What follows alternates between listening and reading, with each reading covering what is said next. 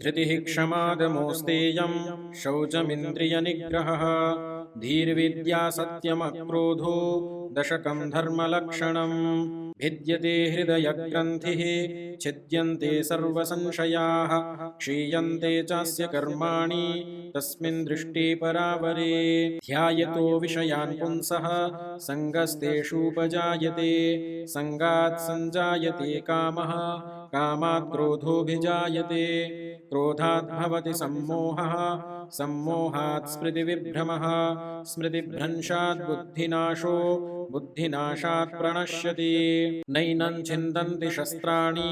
नैनं दहति पावकः न चैनं क्लेदयन्त्यापो न शोषयति मारुतः आत्मानं रथिनं विद्धि शरीरं रथमेव तु बुद्धिं तु सारथिं विद्धि मनः प्रग्रहमेव च इन्द्रियाणि हयानाहुः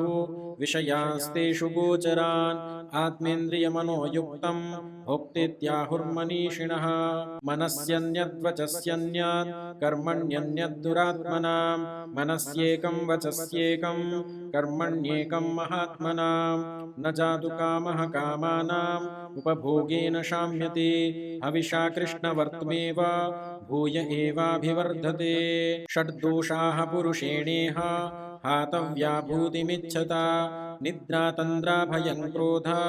आलस्यं दीर्घसूत्रता नास्ति कामसमो व्याधिः नास्ति मोहसमो रिपुः नास्ति क्रोधसमो बह्निः पाशो लोभसमो न च